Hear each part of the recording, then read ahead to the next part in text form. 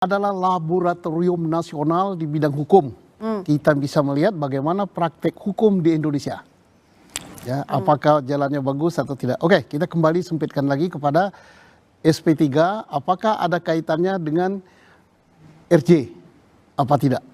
Karena RJ itu kan kedua belah pihak harus saling memaafkan. Dan RJ itu sebenarnya di dalam hukum acara pidana kita yang dulu, yang dimana kasus ini terjadi, itu belum ada. Belum diatur secara hukum. Nah, di UHAP yang baru, ya Pak Prof, itu diatur. Persoalannya, kita belum membaca, mungkin beliau yang sudah baca, Pak Damai ya, apa dasar daripada SP3? SP3 itu 1, tersangka meninggal. 2, tidak terbukti. 4, delik aduan tapi dicabut, dan sebagainya, dan sebagainya. Apa pertimbangannya? Itu akan lihat. Kalau misalnya di dalam pertimbangan itu dicantumkan bahwa telah terjadi RJ. Nah, berarti ada karena RJ, bukan karena tidak terbukti, bukan karena dan sebagainya.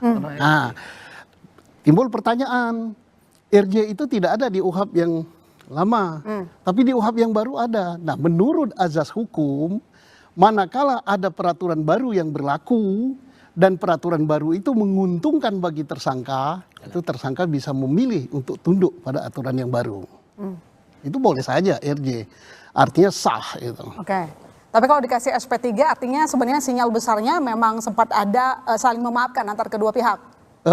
Saya tidak mengatakan bahwa itu saling memaafkan. Kan statement Pak Jokowi kan jelas sekali kan, bahwa tidak mempersoalkan apa, akan silaturahmi dan sebagainya.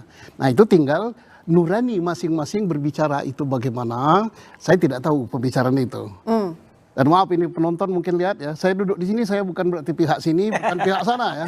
Saya duduknya di sana. Saya mengkaji sesuai dengan apa pengetahuan saya selaku penyidik, tapi kursi itu hanya 2 kursi gitu.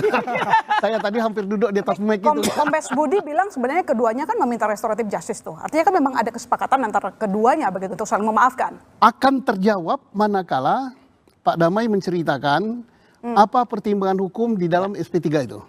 Itu bukti autentik itu. Apakah memang karena telah terjadi RJ, apa karena bukan tindak pidana, apa karena tersangka meninggal, apa karena kalau delik aduan ini dicabut dan sebagainya. Itu ada klausalnya apa itu. Nah, mungkin ada kesepakatan itu tidak baik dikasih atau apa-apa, terserah beliau. Download Tribun X sekarang, menghadirkan lokal menjadi Indonesia.